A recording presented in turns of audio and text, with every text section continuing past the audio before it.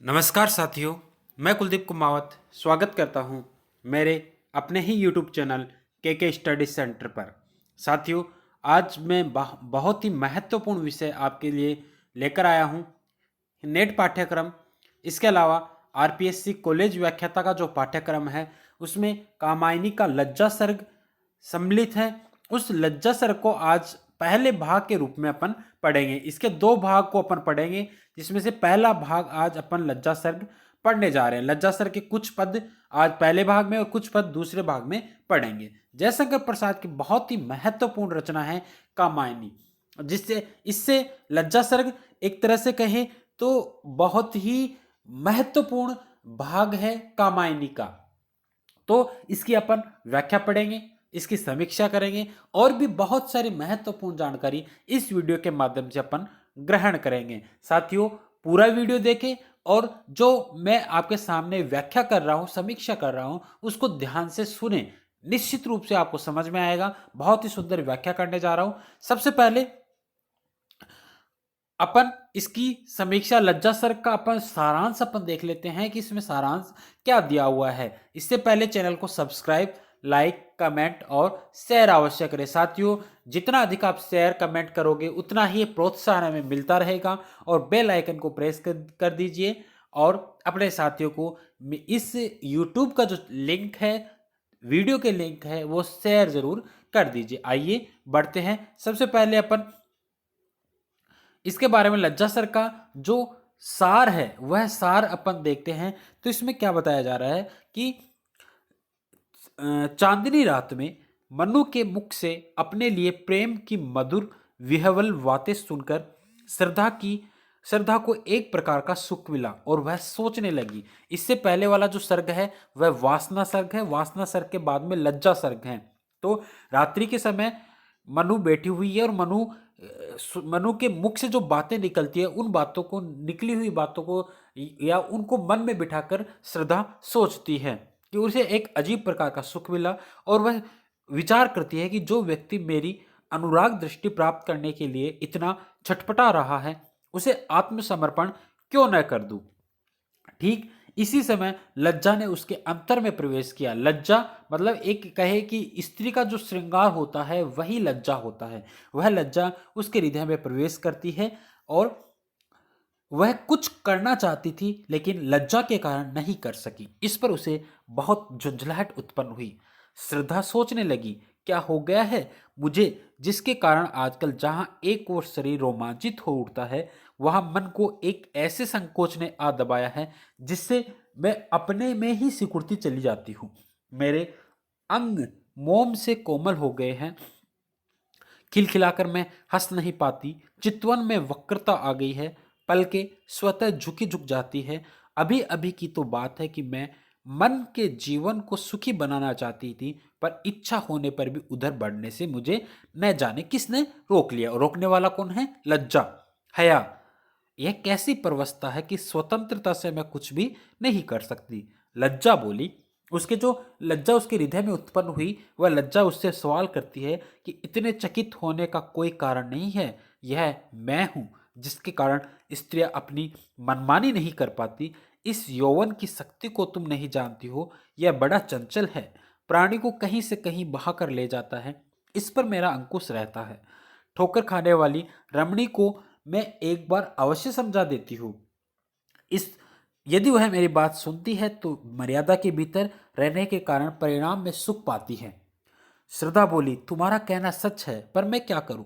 मैं जानती हूं कि शरीर से मैं दुर्बल हूं, पर यह मन भी जिस पर मेरा पूर्ण अधिकार है क्यों ढीला हो चला है। हृदय में ऐसी भावना क्यों जगती है कि नारी जीवन की सार्थकता पुरुष की समता करने में नहीं, उस पर विश्वास करते हुए उसका आश्रय पाने में है। मैं ऐसी जागृति में विश्वास नहीं रखती जो जीवन पथ पर पुरुष से होड़ करने को बाध्य करे। यह बात नहीं कि मेरी चेतना विलुप्त हो गई है, पर पुरुष के संपर्क में आते ही इच्छा होती है कि पूर्ण आत्मसमर्पण करके निश्चित हो जाना ही भला है। पुरुष पर अधिकार जमाने की भावना नारी के स्वभाव के बहुत अनुकूल नहीं है। लज्जा ने उत्तर दिया, यदि ऐसी बात है तब तो तुम्हें समझना समझाना ही व्यर्थ है। यदि तुम्हारा ऐसा ही निश्चय है, तब तुम अत्यंत स्पष्टता से यह भी समझ लो कि तुमने अपने जीवन की सभी प्रिय साधों को आज आहुति में दे डाला। आज से नारी विश्वास की प्रतीक होगी और अंतर में अनंत हाहाकार लिए रहने पर उसे मुस्कुराते हुए रात दिन पुरुष के लिए बलि देनी होगी। इस प्रकार लज्जा सर का अपन सारांश पढ़ा। आइए साथियों, अब इसके अपन पूरी रूप से पूरे तरीके से व्याख्या देखते हैं, इसके पदों को अपन पढ़ने का प्रयास करते हैं। साथियों बने रहिए मेरे YouTube चैनल पर। और लज्जा सर के अलावा अपन ने इससे पहले श्रद्धा सर पढ़ लिया है, तो उसका डिस्क्रिप्शन में लिंक मौजूद है। इसके अलावा अन्य जो नाटक, कहानी, निबंध जो भी वीडियो मैंने अपलोड किए हैं वह डिस्क्रिप्शन में उपलब्ध है, जाकर के आप देख सकते हैं। आइए लज्जा सर को पढ़ते हैं। पहला पद है इसके अंतर्गत, कोमल किसलय के अंचल में नन्ही कलिका जो छिपती सी, गोधूली के धूमिल पट में दीपक के स्वर में दीप्ति सी। पहला पद है साथियों। ये जो शुरू के जो 4 पद हैं, इन चारों पदों का जब अपन अर्थ देखेंगे तब आपको पूरी अर्थ समझ में आएगा। किसलय क्या है? कोपल, अंचल मतलब आड़, गोधूली जो रात दिन और रात्रि का जो मध्य का समय होता है, संधि का समय होता है, जब गाय वन से लौटती है तो अपने पैरों से जो धूल उड़ाती चलती है उसे कहा जाता है संध्या बेला या गोधूली। धूमिल धुंधले, पट मतलब वातावरण, स्वर लो, स्वर क्या है? लो। और दीप्ति मतलब उजली। देखो अर्थ है, कोमल कोपलों की आड़ में छिपी नन्ही कली जैसे और भी सुंदर प्रतीत होती है। कोमल कोपलों की आड़ में जो छिपी हुई जो नन्ही कली है, जो अभी खिली नहीं है, वह बहुत ही सुंदर प्रतीत होती है। संध्या के धुंधले वातावरण में दीपक की लो जैसे और भी उजली दिखाई देती है। कि संध्या की जो लो, संध्या के समय दीपक की जो लो है वह उजली दिखाई देती है, जबकि कोपलों की जो आड़ में छिपी हुई नन्ही कली है वह भी अधिक सुंदर दिखाई देती है। आगे वाला पद है साथियों, इन पदों का अर्थ अपने जो 4 पद लगातार पढ़ेंगे तब इन चारों पदों का अर्थ एक मैं समीक्षात्मक रूप में या मतलब सही से समझा दूंगा। तो अगला पद है, मंजुल स्वप्नों की विस्मृति में मन का उन्माद निखरता जो, सुरभित लहरों की छाया में बुल्ले का विभव बिखरता जो। मंजुल मतलब बहुत सुंदर, विस्मृति सुध बुध भूल जाना, निखरता तीव्रता, सुरभित सुगंधित, और है छाया आड़, बुल्ले बुलबुला, विभव रम्यता, बिखरना बढ़ना। क्या है कि मन वैसे ही मस्त है। इस पर सुंदर स्वप्न देखते समय जब मनुष्य अपनी सुधबुद्ध भूले रहता है, उसकी मस्ती और भी तीव्रता ग्रहण करती है। उसी तरह बुलबुला वैसे ही सुंदर लगता है, पर जब सुगंधित लहरें उठ उठकर उस पर छाती है तब वह और भी रम्य प्रतीत होता है। कि बुलबुला उठता है तो बहुत सुंदर लगता है, उसी प्रकार सुगंधित सुगंध या लहरें उठ उठकर या रह रहकर हृदय पर छाती है तब वह और भी सुंदर प्रतीत होता है। आइए अगला पद देखते हैं साथियों। वैसी ही माया में लिपटी अधरों पर उंगली धरे हुए माधव के सरस कुतूहल का आंखों में पानी भरे हुए। कि माया आकर्षण, लिपटी युक्त, माधव बसंत, पानी भरे सुंदरता लिए। क्या है कि उसी प्रकार के अतिरिक्त आकर्षण से युक्त अधरों पर उंगली रखे, वैसे ही माया में लिपटी उसी प्रकार के अतिरिक्त आकर्षण से युक्त अधरों पर उंगली धरे हुए, अधरों पर उंगली रखे माधव के सरस कुतूहल का आंखों में पानी भरे हुए। अधरों पर उंगली रखे तथा आंखों में एक कुतूहल भावना और वसंत की सरसता की सुंदरता लेकर। आगे वाला पद का अर्थ देखते हैं। नीरव निशित में लतिका सी, तुम कौन आ रही हो बढ़ती, कोमल बाहें फैलाए सी, आलिंगन का जादू पड़ती। नीरव स्तब्ध शांत, निशित मतलब रात्रि, जादू आकर्षण। क्या है कि स्तब्ध रचनी में अगर कहीं दिखाई देने वाली लता के समान तुम कौन हो, कि रात्रि के समय जो तू दिखाई नहीं दे रही हो, लता के समान तुम मेरे समीप आ रही हो, तो तुम कौन हो, मेरी ओर बढ़ती चली आ रही हो। तुमने अपनी कोमल भुजाएं फैला रखी है, उनमें इतना आकर्षण है कि मैं चाहने लगी हूं कि तुम उनसे मेरा आलिंगन करती। भाव इन चारों पदों का यह है कि इन चारों छंदों को पढ़ने से लगता है कि श्रद्धा कहीं एकांत में बैठी हुई है। संभवतः रात्रि का समय प्रतीत होता है। सामने से एक छाया मूर्ति जो किसी रमणी की है अपनी ओर बढ़ती हुई उसे दिखाई देती है, क्योंकि उसका रहस्य खुला नहीं है। इसी से हृदय में वह एक कुतूहल की भावना उत्पन्न करती है। कौन है, क्यों आई है, क्या काम है, ऐसे प्रश्न स्वाभाविक है। परंतु वास्तविक बात यह है कि श्रद्धा के सामने न कभी कहीं भी कोई आया, न तो कोई आया है और न ही किसी इस सर्ग में उससे उससे बात की है। मतलब इस सर्ग में किसी से बात नहीं हो रही है। यह छाया मूर्ति मन की लज्जा वृत्ति है, हया है। जब मन में प्रथम बार लज्जा जगती है तब अनेक प्रकार के संकल्प विकल्पों का जन्म होता है। अपनी बुद्धि के अनुसार मन में उठे कुतूहल का समाधान श्रद्धा स्वयं करती है। परंतु वृत्ति के शुष्क विश्लेषण में वर्णन और भी दुरूह हो जाता है। इसी से कवि ने दो रमणीय पात्रों में कथोपकथन की शैली का प्रयोग किया है। कथोपकथन की शैली में एक लज्जा है, एक श्रद्धा है। अधरों पर उंगली रखना एक स्त्री की मुद्रा, एक मुद्रा है जो बहुत बड़ी प्यारी लगती है, परंतु यहाँ बाह्य आकृति चित्रण से कहीं अधिक गहरी कवि का आशय है। वासना की प्रेरणा से जब नारी पुरुष को आत्मसमर्पण करना चाहती है तब उसके अंतर की स्वाभाविक लज्जा उसे एक बार अवश्य टोकती है और बिना बोले ओठों पर उंगली रखकर वर्जन भी किया जाता है। उसी अर्थ में अधरों पर उंगली धरना आया है। श्रद्धा जैसे ही अपने शरीर को सौंपना चाहती है वैसे ही लज्जा टोकती है और कहती है, रुको, यह क्या करने जा रही हो। इस प्रकार इसमें बताया जा रहा है कि इन पदों में क्या बताया जा रहा है, यही ये वही पद है, चारों पद जिसमें यही बताया जा रहा है कि तुम क्या करने जा रही हो। जब श्रद्धा अपने आप को मनु को सौंपने जाती है तब तो उसके अंतर्गत मतलब लज्जा उसे रोकती है कि तुम अपने आप को क्यों किसी पर पुरुष को अधीन दे रही हो। इस प्रकार से इन पदों का अर्थ आया है। आगे वाले पद में आगे बढ़ते हैं। किन इंद्रजाल के फूलों से लेकर सुहाग कण राग भरे, सिर नीचा कर हो गुथमाला जिससे मधुधार ढरे। इंद्रजाल अद्भुत, सुहाकण सुहावना, पराग पुष्परज, राग रस, मकरंद, मधुधार माधुर्य। अर्थ है इसका कि न जाने किन इंद्रजाल के फूलों से लेकर सुहाग कण राग भरे, न जाने सुहावने पराग और मकरंद, राग मतलब मकरंद की, मकरंद से परिपूर्ण किन अद्भुत पुष्पों को लेकर तुम सिर नीचा कर हो गूथ रही माला जिससे मधुधार ढरे। कि सिर नीचा की एक माला गूथ रही हो, मतलब क्या कहा जा रहा है कि न जाने सुहावने पराग और मकरंद से परिपूर्ण किन अद्भुत पुष्पों को लेकर तुम सिर नीचा की एक माला गूथ रही हो। इस दृश्य के एक विलक्षण माधुर्य की सृष्टि हो रही है। आगे वाला पद है, पुलकित कदम की माला सी पहना देती हो अंतर में, झुक जाती है मन की डाली अपनी फल भरता के डर में। क्या बताया जा रहा है,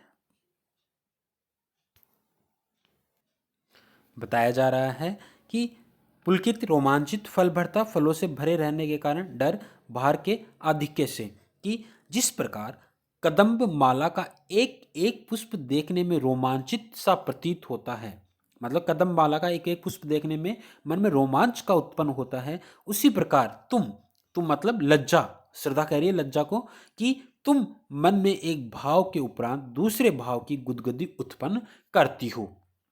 और ऐसा होने से जैसे फलों के बोझ से डाल स्वतः झुक जाती है, उसी प्रकार मन पर जब तुम्हारा अर्थात लज्जा का बोझ छा जाता है तब वह दब जाता है। अर्थात मैं कुछ भी नहीं कह पाती और कुछ भी कार्य नहीं कर पाती। इन चार पंक्तियों का अर्थ इस संदर्भ में कहा जा रहा है कि आज कुछ ऐसे अद्भुत भाव मेरे मन में विकसित हो रहे हैं जो प्रेम पक्ष में हैं और मेरे सौभाग्य के सूचक हैं। उन भावों को लड़ियों को पिरोने में अर्थात उन्हें अपने हृदय में संचित रखने में मेरा सिर लाज से झुक गया है। अर्थात मैं लज्जा का अनुभव करने लगी हूँ। इसी भावना के उदित होते ही एक निराले माधुर्य की सृष्टि अंतःकरण में हो रही है। आगे देखते हैं साथियों, स्मित बन जाती है तरल हंसी, नयनों में भरकर बांक पना, प्रत्यक्ष देखती हूँ सब जो वह बनता जाता है सपना। देखो बहुत ही सुंदर है। लज्जा के कारण क्या हो रहा है कि मैं खिलखिलाकर, स्मित बन जाती है तरल हंसी। स्मित मतलब मुस्कान, कि मेरी मैं खिलखिलाकर जो हंसने वाली, या मेरी जो हंसी है, जो मैं खिलखिलाकर हंसना चाहती हूँ, पर संकोच के कारण ऐसा ऐसा होता है कि अट्टहास मंद मुस्कान में परिवर्तित हो जाती है। चितवन नयनों में भरकर बांकपना, कि चितवन तिरछी हो जाती है, प्रत्यक्ष देखती हूँ सब जो वह बनता जाता है सपना, कि वस्तुओं को आंखों के सामने देखकर भी ऐसा लगता है कि जैसे मैं उन्हें सपने में देख रही हूँ। अर्थात एक विचित्र मादकता की दशा में आजकल रहने के कारण ठोस वस्तुएं भी मुझे छाया मात्र सी आभास लगती है। मेरे सपनों में कलरव का संसार आंख जब खोल रहा, अनुराग समीरों पर तिरता था, इतराता सा डोल रहा। सपनों, कल्पनाओं, कलरव, आनंद, संसार, जीवन, पक्षी जगत, आंख खोलना, प्रारंभ होना, समीरों, वातावरण या पवन, इतराना, इटलाना, कि जैसे स्वप्न काल अर्थात रात में, कि जैसे स्वप्न काल की समाप्ति पर पक्षियों का संसार जगकर कलकल की ध्वनि करता है। प्रातःकाल के समय पक्षियों की ध्वनि होती है, और मधुर स्वर लहरी पवनों की लहरों पर तैरती हुई इतराती फिरती है। मधुर स्वर लहरी अर्थात जो प्रातःकाल की जो मधुर आवाज है वह पवन की लहरों पर तैरती हुई इतराती हुई फिरती है। उसी प्रकार मेरी कल्पनाओं की समाप्ति पर जब मेरे आनंद का जीवन प्रारंभ हुआ और यह सुख प्रेम के वातावरण में समाकर इटला रहा। आगे इसका पद है, अभिलाषा अपने यौवन में उठती उस सुख के स्वागत को, जीवन भर के बल वैभव से सत्कृत करती दुरागत को, कि यौवन तीव्रता, वैभव भावनाओं की विभूति, और सत्कृत मतलब सत्कार, की हृदय की अभिलाषा अपनी पूर्णता, की अभिलाषा अपने यौवन में उठती उस सुख के स्वागत में, कि हृदय की अभिलाषा अपनी पूर्ण तीव्रता के साथ जब उस सुख का स्वागत करने चली और अपने जीवन भर की शक्ति, जीवन भर के बल वैभव से सत्कृत करती दुरागत को, कि अपने जीवन भर की शक्ति और भावनाओं की विभूति से जब उसने बहुत दूर से आए हुए कठिनाई से प्राप्त उस आनंद या मनु के मिलन को सत्कार करना चाहा। आगे वाले पद का अर्थ जब पढ़ेंगे तब इसका अर्थ समझ में आएगा। किरणों का रज्जु समेट लिया जिसका अवलंबन ले चढ़ती, रस के निर्झर में दसकर मैं आनंद शिखर के प्रति बढ़ती, कि किरणों साहस, रज्जु डोर, समेट खींच, अवलंबन मतलब सहारा, रस प्रेम, निर्भर झरना, धस प्रवेश करके, प्रति और, कि तुमने साहस की वह किरण डोर खींच ली। क्या कहा जा रहा है, इसी से क्या बताया जा रहा है कि मनु के मिलन का सत्कार करना चाहा, तुमने साहस की वह किरण डोर खींच ली। तुमने कौन, लज्जा ने, कि साहस की, जो कि मैं मनु से मिलना चाहती थी, लेकिन जो किरण की डोर थी, किरण रूपी जो डोर थी, उस डोर को तुमने क्या कर लिया, खींच लिया, अपने में समेट लिया। उसी का सहारा बनकर, जिसके सहारे से मैं प्रेम के झरने में प्रवेश करके आनंद की चोटी की ओर बढ़ती, शिखर की ओर बढ़ती, अर्थात आनंद शिखर की ओर बढ़ती, कि मैं उस मनु के सहारे सहारे मैं आनंद की ओर बढ़ती, लेकिन लज्जा अर्थात तुमने मुझे क्या कर लिया, रोक लिया। इस छंद में इस प्रकार का एक दृश्य निहित है कि ऊंचा पर्वत है, उससे झरना फूट रहा है जिसका जल चारों ओर फैल गया है। इस जल के पर एक युवती खड़ी है, वह पर्वत की चोटी पर पहुंचना चाहती है पर तैरना नहीं जानती। देखती है पर्वत के शिखर से लेकर जल में होती हुई उसके चरणों तक एक डोर आई है। उसे बड़ी प्रसन्नता होती है और आशा करती है कि अब उसकी साध पूरी हो जाएगी, पर रस्सी को पकड़कर आगे बढ़ने की वह जो ही आकांक्षा करती है, गिरी शिखर पर अधिष्ठ कोई अन्य रमणी मूर्ति चट से उस डोर को खींचकर उस युवती को निराश कर देती है। उसी प्रकार जो श्रद्धा के मन में जो मनु के प्रति जो भाव उत्पन्न हुए थे, उन भावों को खंड खंड कर देती है। कौन, लज्जा, अर्थात उसके हृदय में लज्जा उत्पन्न हो जाती है और वह मनु से मिल नहीं पाती। आगे है, छूने में हिचक, देखने में पलकें आंखों पर झुकती है, कलरव परिहास भरी गूंजे, अधरों तक सहसा रुकती है। हिचक झिझक, कि मनु को छूना चाहती हूँ, छूने में हिचक, कि मैं मनु को छूना चाहती हूँ तो एक प्रकार की झिझक का अनुभव करती हूँ। उन्हें आंखें भरकर देखना चाहती हूँ तो पलकें नीचे की ओर झुक जाती है, कलरव परिहास भरी गूंजे, अधरों तक सहसा रुकती है। मधुर परिहासपूर्ण बातें हृदय में उभरती है, पर ओटो तक आकर रुक जाती है, आगे नहीं बढ़ पाती। अर्थात जो मैं उनसे कहना चाहती हूँ वह भी कह नहीं पाती हूँ और अचानक रुक जाती हूँ। संकेत कर रही रोमाली चुपचाप बरसती खड़ी रही, भाषा बन बोहो की काली रेखा सी भ्रम में पड़ी रही। संकेत करना, कहना। रोमाली रोम समूह है। व्रजना टोकना, बरसना मतलब टोकना। भ्रम में पड़ना, अर्थ न खुलना। कि मनु को स्पर्श करने या उनसे गले लगने या आलिंगन करने की जो कामना थी वह मन में जगती है, लेकिन शरीर में रोम रोम खड़े होकर मानो मेरी भावना का विरोध करते हुए से कहते हैं ऐसा न करना। लज्जा कहती है कि ऐसा न करना। मुंह से मैं कुछ नहीं कह सकती। मेरी काली बोह का चंचल हो जाना, यदि उस चंचलता की भाषा को पढ़ने वाला कोई हो तो यह व्यंजित होता है कि मेरे हृदय में किसी के प्रति प्रेम है, पर जैसे किसी पुस्तक में लिखी काली पंक्तियों की भाषा का अर्थ उस समय तक नहीं खुल सकता जब तक उन्हें कोई पढ़ने वाला न हो। इसी प्रकार मेरी बोहों के इशारों का अर्थ, बोहों के काली रेखा से बोहों के इशारों का अर्थ उस समय तक स्पष्ट न होगा जब तक मनु अपने आप उसे न समझे। अर्थात मेरी जो भावनाएं हैं वह उन भावनाओं को मनु स्वतः ही समझे। आगे है, तुम कौन हृदय की परवस्था सारी स्वतंत्रता छीन रही, स्वच्छंद सुमन जो खिले रहे, जीवन वन से हो बीन रही। परवस्था विवस्था, स्वच्छंद सुमन ऋतु की प्रेरणा से उगे पुष्प और यौवन की प्रेरणा से उठे भाव। कि तुम कौन हो, लज्जा को कह रही है श्रद्धा कि तुम कौन हो। क्या तुम्हारा ही दूसरा नाम विवस्था है, परवस्था है। भाव यह है कि लज्जा हृदय में प्रवेश करती है तब लाख इच्छा होने पर भी श्रद्धा या नारी क्रियात्मक रूप से कुछ नहीं कर पाती। मुझे लगता है कि मन के अनुकूल कुछ भी कर दिखाने में मैं स्वतंत्र नहीं हूँ। स्वच्छंद सुमन जो खिल रहे, जीवन वन से हो बीन रही। कि जैसे वन में ऋतु की प्रेरणा से जो फूल स्वतः खिले उन्हें कोई बीन ले जाए, उसी प्रकार मेरे जीवन में यौवन की प्रेरणा से जो भाव स्वाभाविक रूप से फूटे उन्हें तुम्हें खिलने न दिया। कि कोई पुष्प जब खिलता है और उसे कोई तोड़कर ले जाता है, उसी प्रकार मेरी स्थिति हो रही है कि मेरे हृदय में वासना उत्पन्न हुई, लेकिन उस वासना को लज्जा ने छीन लिया। आगे देखते हैं, संध्या की लाली में हस्ती उसका ही आश्रय लेती सी, छाया प्रतिमा गुनगुना उठी, श्रद्धा का उत्तर देती सी। आश्रय शरीर धारण करना, छाया प्रतिमा छाया मूर्ति सूक्ष्म शरीर वाली। क्या अर्थ है कि संध्या की लालिमा सा जिसका अंग था, सुनहली किरणों सा जिसका हास्य, वह सूक्ष्म शरीर धारिणी श्रद्धा के प्रश्नों का उत्तर देने के लिए धीरे से बोली। छाया प्रतिमा गुनगुना उठी, श्रद्धा का उत्तर देती सी। की लज्जा गुनगुनाने लगी, बोलने के लिए उठ खड़ी हुई। जैसा प्रारंभ में कह आए हैं कि कोई छाया मूर्ति कहीं नहीं है, कोई मूर्ति नहीं है। श्रद्धा ने जो प्रश्न किया उसका उत्तर श्रद्धा की बुद्धि दे रही है। कि उत्तर किसका कौन दे रहा है, श्रद्धा की बुद्धि। क्योंकि कोई लज्जा कोई मूर्ति तो है नहीं, कोई व्यक्ति के रूप में तो है नहीं, वहां पर वो लज्जा क्या है, उसके हृदय में उत्पन्न ही भाव है। ठीक है साथियों, आगे देखते हैं, बने रहिए। आपका सहयोग हमें और भी अग्रसर ले जाता है। इतना न चमत्कृत हो बोले, अपने मन का उपकार करो। मैं एक पकड़ हूं जो कहती, ठहरो कुछ सोच विचार करो। चमत्कृत मतलब चौंकना, उपकार मतलब हित।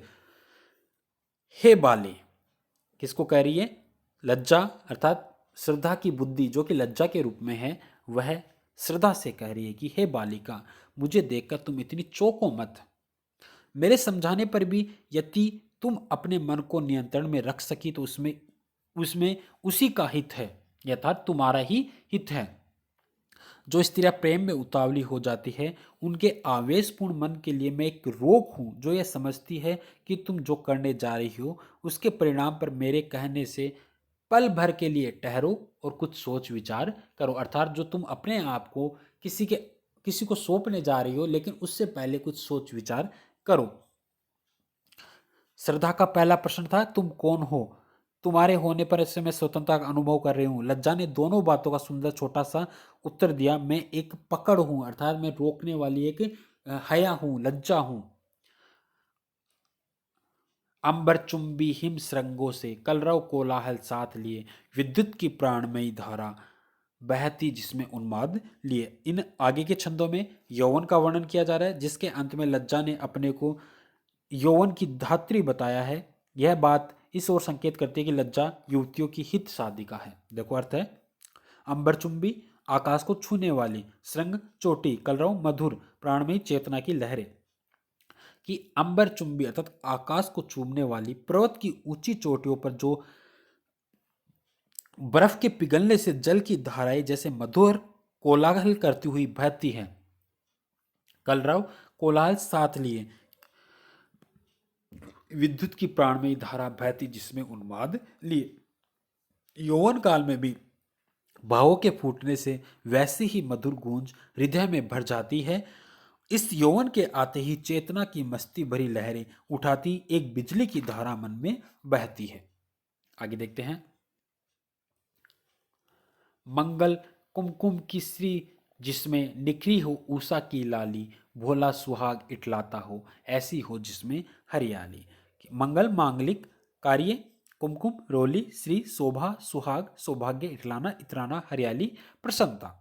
कि जैसे रोली एक मंगल सूचक शोभा की वस्तु है, उसी प्रकार सुंदरता से युक्त यौवन जीवन का सबसे शुभ काल है। कि यौवन जो है वह जीवन का सबसे शुभ काम है, शुभ काल है। इसकी तरह रोली जिस प्रकार शोभा की वस्तु है, जिसके छाते ही अर्थात यौवन के छाते ही शरीर में ऊषा से अधिक निखरी अरुणिमा छा जाती है। जिसे प्रातः काल के समय अधिक अरुणिमा रहती है, उसी प्रकार यौवन के छाते ही उसका जो सुंदरता है वह और अधिक बढ़ जाती है, और वह सुंदरता सौभाग्य इठलाता फिरता है। प्रातःकाल का जो सुंदरता है वह इठलाती है प्रातःकाल, उसी प्रकार यौवन भी इठलाता है। वह हराबन प्रसन्नता करने वाला, प्रसन्नता देने वाला होता है, या मन में प्रसन्नता लाता है। हो नयनों का कल्याण बना, आनंद सुमन सा विकसा हो, वासंती के वन भैभव में जिसका पंचम स्वर पिक्सा हो। कल्याण सुख, वासंती वसंत ऋतु, वन भैभव वन की ऐश्वर्यशालिनी वस्तुएं, यथा हरे भरे खेत वन भैभव, खिले सुमन मोर से युक्त पक्षियों का चहकना, पंचम स्वर मधुर कूक उत्कृष्टता, पिक कोकिल। की हो नयनों का कल्याण बना, आनंद सुमन सा विकसा हो। कि देखने वालों के नेत्रों को वह सुख देता है। कि जो भी प्रातःकाल का दृश्य या यौवन को देखता है तो देखने वाला उससे सुख प्राप्त करता है। उसमें खिले पुष्प के समान आनंद अपनी चरम सीमा पर पहुंच जाता है, और उस समय आनंद जो होता है वह चरम सीमा पर पहुंच जाता है। वसंत ऋतु आने पर वन की सभी ऐश्वर्यशालिनी वस्तुओं में कोकिल का मधुर स्वर में गूंजना जैसे पृथक पहचाना जा सकता है, उसी प्रकार जीवन की सभी विभूतियों में यौवन की उत्कृष्टता स्पष्ट प्रकट होती है। अर्थात यौवन जो होता है वह नारी का स्वतः ही प्रतीत होने लगता है, जिसे देखकर हर कोई व्यक्ति आनंद की अनुभूति करता है। हो नयनों का कल्याण बना, आनंद सुमन सा विकसा हो, वासंती के वन भैभव में जिसका पंचम स्वर पिक्सा हो। आगे देखते हैं। जो गूंज उठे फिर नस नस में, मूर्छना समान मचलता सो, आंखों के सांचे में आकर रमणीय रूप में बंडलता सो। गूंज मतलब भरना, मूर्छना मधुरतान, रमणीय सुंदर। कि कोकिल की जो गूंज उठे फिर नस नस में, मूर्छना समान मचलता सो। कि कोकिल की तान जैसे सुनने वाले के रोम रोम में छा जाती है, उसी प्रकार यौवन का दर्शन करते ही उसका माधुर्य देखने वाले या दर्शक की नस नस में रोमांच भरकर उमड़ता है। अर्थात यौवन आकर्षण उत्पन्न करता है दर्शक की आंखों में, जैसे आंखों के साचे में आकर रमणीय रूप बन डलता सा। कि जैसे साचे में डलकर पदार्थ एक भिन्न ही आकार प्राप्त करता है, उसी प्रकार देखने वालों की आंखें साचे हैं जिनमें भरकर यौवन सुंदर रूप के दृश्यों में परिवर्तित हो जाता है। अर्थात यौवन और रूप दो भिन्न वस्तुएं हैं। यौवन जीवन का एक काल विशेष है, और रूप शरीर के अंगों की सुडोलता और चारुता पर निर्भर करता है। यौवन किस पर निर्भर करता है? नारी के शारीरिक आकर्षण पर, उसकी सुडोलता पर, उसकी सुंदरता पर। ठीक है साथियों, आगे हैं। नैनों की नीलम की घाटी जिस रस घन से छा जाती हो, वह कौंद की जिससे अंतर की शीतलता ठंडक पाती हो। नीलम की घाटी, काली पुतलिया, रस घन रस भरे बादल, कौंद बिजली सी चमक। नीलम की घाटी क्या है? काली पुतलियाँ कि जिसके आते ही नीलम के पर्वतों की घाटियों में उमड़ने वाले जल भरे बादलों के समान काली काली पुतलियों वाली रमणियों की आंखों में रस भर जाता है। कि जिसके आते अर्थात यौवन के आते ही नीलम के जो पर्वतों की घाटियों में उमड़ने वाले जो काले बादल हैं उनमें काली काली पुतलियों में रमणियों की आंखों में रस भर जाता है। किसके आते ही? यौवन के आते ही। और जैसे उन बादलों में बिजली की बाहरी चमक के साथ भीतर शीतल जल भी भरा होता है, उसी प्रकार यौवन में रूप की बाहरी चकाचौंध के साथ अंतर में प्रेम का शीतल धारा भी भरी रहती है। बिजली में जब बिजली है तो मतलब बाहर क्या है? चमक है, बाहर चमक है और अंदर क्या है? शीतलता है, क्योंकि उसमें शीतलता भी भरी रहती है क्योंकि उसी से बारिश होती है। उसी प्रकार यौवन की बाहरी चकाचौंध के साथ अंदर प्रेम की शीतल धारा भी रहती है। आगे है, हिल्लोल बरा हो ऋतुपति का, गोधूली की सी समता ममता हो, जागरण प्रात सा हंसता हो, जिसमें मध्याह्न निखरता हो। कि उस यौवन में बसंत का आनंद, गोधुली बेला की ममता, प्रभात काल की जागृति और दोपहर का ओज समाया रहता है। भाव यह है कि वसंत आते ही प्रकृति हरी भरी और पक्षियों की चहचहाट से परिपूर्ण हो जाती है, देखने वालों की आंखों को आकर्षित करती है। उसी प्रकार यौवन के आते ही शरीर स्वस्थ सुंदर सुंदर सुडोल मन प्रेम के कोलाहल से भर जाता है। यह शोर अपनी रम्यता से दर्शकों के मन को लुभाता है। उसी प्रकार युवतियां संसार के ताप से दग्ध और कार्यभार से शीतल अपने प्रेमियों को कर के कोमल शीतल स्पर्श और चितवन की स्निग्धता से विश्राम पहुंचा अपना अनुग्रह प्रकट करती है। रात के समय जैसे सोने में व्यतीत होता है और प्रभात के फूटते ही जैसे सब जग पड़ते हैं, उसी प्रकार किशोरावस्था भूल का समय है और यौवन के पदार्पण करते ही जीवन को आंख खोलकर देखना पड़ता है। ठीक है साथियों, अगला पद है, हो चकित निकल आई सहसा जो अपनी प्राची के घर से, उस नवल चंद्रिका से बिछले जो मानस की लहरों पर से। अंतिम पद है लज्जा सर्ग भाग 1 का। कल पढ़ेंगे लज्जा सर्ग भाग 2। जैसे पूर्व दिशा के गगन में चांदनी आश्चर्यचकित होकर इधर उधर देखती है, उसी प्रकार यौवन काल में सौंदर्य शरीर से अकस्मात फूटकर उस सबको ताकता है। जैसे नवीन चांदनी सरोवर की लहरों पर पड़कर फिसल जाती है, उसी प्रकार भावों से लहराते प्रेमियों के हृदय रूप की चांदनी को संभाल नहीं पाते। बहुत ही सुंदर साथियों, अधिक से अधिक शेयर कीजिए, लाइक कीजिए, कमेंट कीजिए। साथियों अगले जो बाकी जो बचे हुए शेष पद है भाग 2 वह अपने अगली कक्षा में अगले वीडियो में पढ़ेंगे। धन्यवाद साथियों।